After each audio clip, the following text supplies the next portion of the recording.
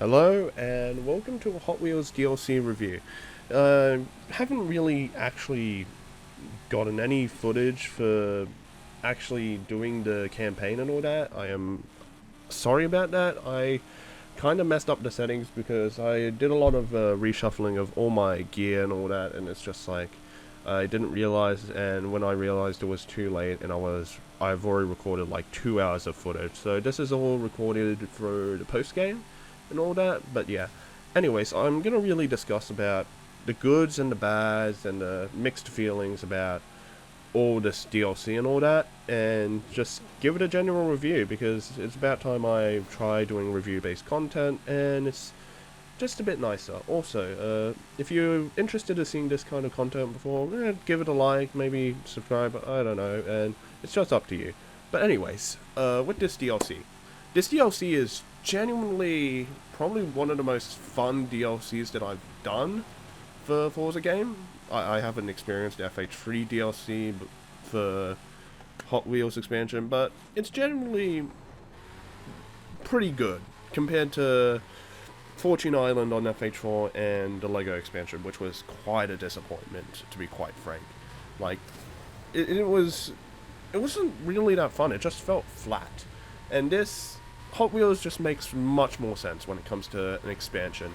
But yeah. Now let's talk about the new cars that they've given us.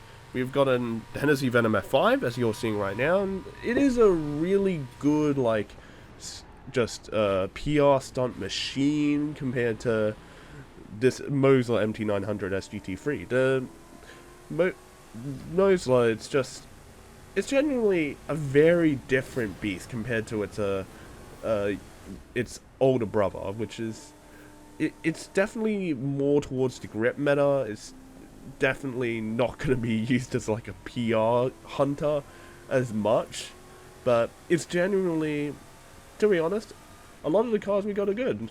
It's just I have nothing really to say about cars being bad, but there are a couple that are just disappointments, like the Sierra Cars Yokohama Alpha. It's, to be honest, it's a cool car, but it just doesn't really have any use. And the WRX STI supercar, that thing was a absolute disappointment because that could have been a very nice S1 rally car, but it just didn't be. It was horrible when it comes to its PI and everything. It just couldn't really compete with anything. But we do have some funny cars for people to use, like the Copo Camaro. I've heard it's actually a really good A-class power build. I'm really wanting to try it out, but I haven't had the time to do so. And I'll probably try it out later. But yeah, it's just genuinely... And cars like the Bad to the Blind, yeah, well, it is finally killed the CCGT, which is about time. Most of us were sick of the CCGT spam, but to be honest, having it like paywall king, but then again, it's like most people who have this game have gotten premium edition or just playing it on Game Pass, so it's like, to be honest, most people would already have it anyway, so it doesn't really affect the metas or anything. But genuinely, there's not a lot of bad things I can say about the cars, except just the supercar Subi, the Baja Bone Shaker, which is absolutely horrendous, and that's pretty much it. And a lot of them are just relatively good. Now, on to like the bad bits of this DLC. To be quite frank, I really was disappointed with kind of the map, to be honest.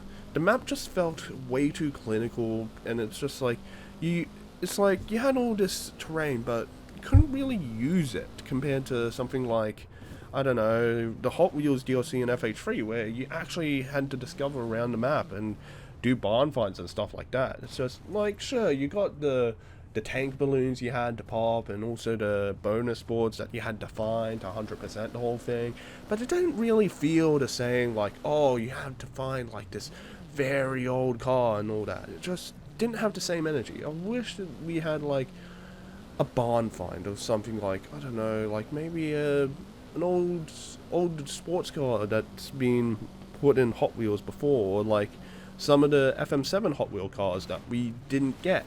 That could have been a very nice pick from Playground, but they decided not to, even though they had the models already. We already know they're recycling models. We could see that through most of the series updates. It's just, yeah. Other than that, it's like the track quality as well. There's just so many issues with it. Like, you have some issues where you just pop off the track, and even though you're on a magnet strip, as well as like the loop-de-loops are just inconsistent. Like, you're constantly digging into all these inclines and all that, and you're just losing so much speed.